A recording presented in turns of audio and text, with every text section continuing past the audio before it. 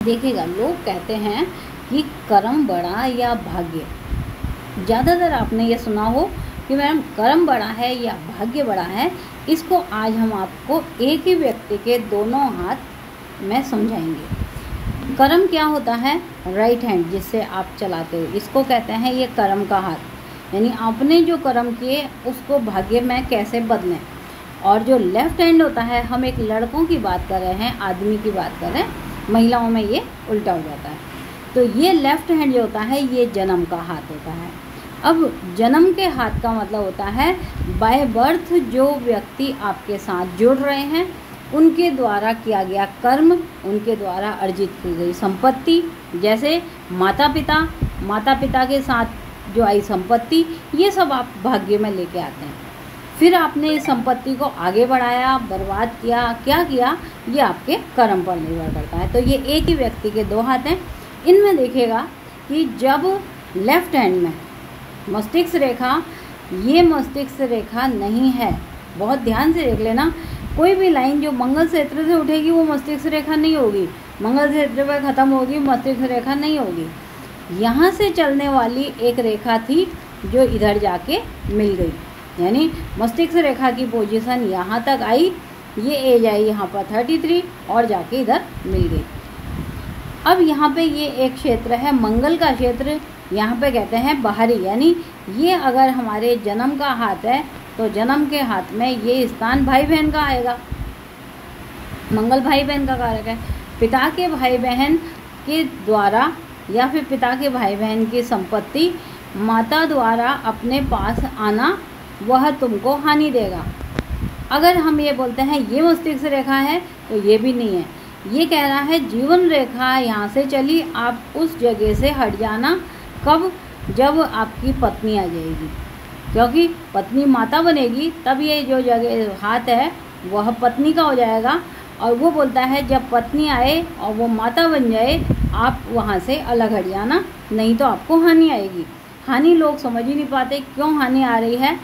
अब हम इनका सीधा हाथ देखते हैं कर्म वाला, ये हटेंगे या नहीं हटेंगे, फिर इनको क्या करना चाहिए।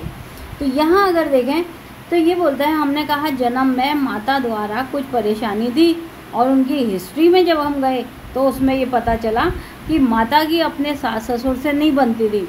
जब माता की सास ससुर से नहीं बनती थी, पति के साथ दोनों जने अलग हो गए। अब आप सोचें कि जब माता पिता के साथ ही आप नहीं रहते तो उनकी संपत्ति आपके पास अगर आती है तो वह आपको कितना नुकसान पहुंचाएगी। यह लोग नहीं समझते और इसके कारण इनको हानि आती है। अब ये व्यक्ति अभी जो हैं वो 28-29 साल के हैं, लेकिन इनका माइंड यहाँ तक ये देखिएगा किस तरह से बंद है। ये बोलते हैं मैं जिस काम में हाथ डालता हूँ वह काम खराब हो जाता है। विवाह जब हो गया तब हमने इनको बोला कि यहाँ से आपको हटना चाहिए था, उस हाथ में आपके एक इशारा है कि बाहर निकलने का।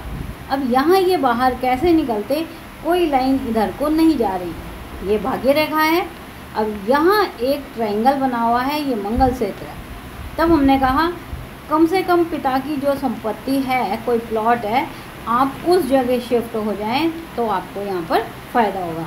जब तक आप माता पिता की संपत्ति पर बैठे हुए हैं वह कहीं ना कहीं से माता के कारण कष्ट दे रही है, क्योंकि माता कहीं नौकरी करने जाने ही नहीं देती। पैसा इतना है, इन्हें रख रखा है या भाग्य में लेके आए हैं, लेकिन उस भाग्य के पैसे से इनके कर्म नहीं बन पा रहे, क्योंकि कर्म में वो साइन नहीं है जबकि ये अपना प्रयास करें। क्योंकि सारी चीज़ें जब बनी बनाई आपके पास भाग्य से आ जाती हैं तब आपके कर्म निष्क्रिय हो सकते हैं, इस बात का बहुत ध्यान रखें। अब हमने इनको जब उपाय बताए तो हमने एक ही चीज़ कहा, ये इनका उपाय है। 100% 100 यानी 100% कह रहे हैं हम कि उपाय भी इसी जगह दिए गए हैं। अगर यहाँ पर मंगल क्षेत्र पर ये मंगल आता है, ये वाला पूरा क्षेत्र जो कहलाएगा ये मंगल का क्षेत्र कहलाएगा। चंद्रमा के 3 भाग हैं, निम्न, मध्य और अपर। ये वाला क्षेत्र जो है वहाँ पर एक त्रिभुज बना हुआ है। अब त्रिभुज का एक सीधा सा अर्थ है कि आप इस तरह का एक मूंगा आप पहन सकते हैं, वो आपको बहुत लाभ देगा।